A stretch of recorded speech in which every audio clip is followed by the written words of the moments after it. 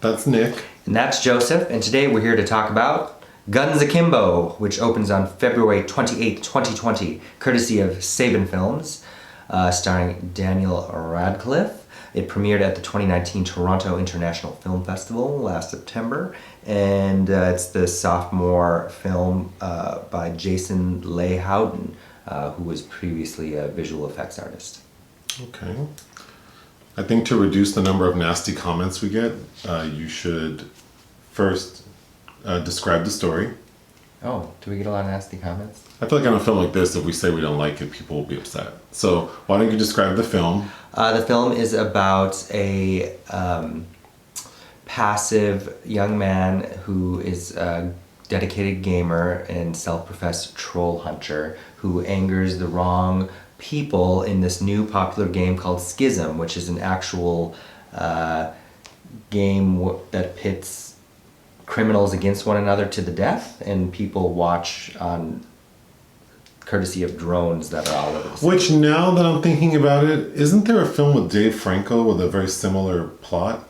There are a couple of films with similar plots. Oh, okay. Well. I don't recall the Dave Franco one, but anyway, Sorry. He also has some conflict with his ex-girlfriend, a young woman named Nova, and then Samara Weaving plays this deadly assassin named Nix, who has been hired by SKIZM's head honcho, Riktor, to annihilate Miles, Daniel Radcliffe. And it's basically a chase film of her chasing him throughout the city, and lots of violence and action, and some poor comedy. Okay, well, that's what I said we're not going to do. All right. Oh, well. So the man who directed this? Yes. You said he was a visual effects artist. Yeah. Mm-hmm. Is this his first film as a director? No, second, sophomore film. What was the first one? It's a film I haven't seen called Deathgasm from 2015. Okay. You said it was kind of like John Wick. The look of the film is very, especially the first John Wick. I would describe it as like John Wick meets like a video game. The action scenes are not as clean. It's not as choreographed as a John Wick film. No. It also. But it's just nonstop violence and shooting. It feels like a video game. It's very loud, very colorful. Yes. I think my first note when it opens is like, oh, it's shit that's loud. It also reminds me of this 2015 film starring Sharlto Copley called Hardcore Henry, which is an English language film from a Russian director, but very in this non-stop video game sense of play. It also seems to critique the audience that it seems designed for, which I found interesting. Yeah, there's commentary on the type of people who would engage in this game. Well, also just like internet culture in general, sure. And commenting on things. I think there's an audience for this film, so I can see how some people will like it.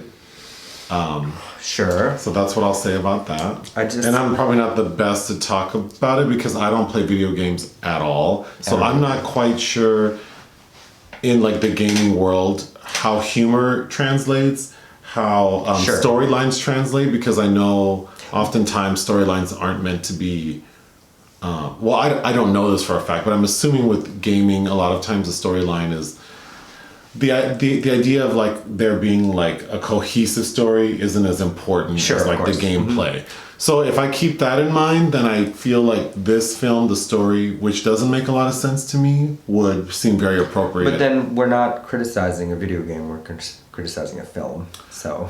Sure, but I can see how some people would really enjoy the format of the story. Sure.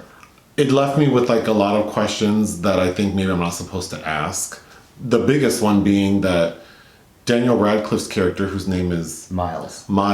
So Miles lives like what looks like a very modern like metropolitan area, which seems very clean and civilized, but there's this like underworld of like dark gaming or whatever you want to call it, where there's like extreme violence, like people are being murdered and everyone knows about it. It's a very popular game.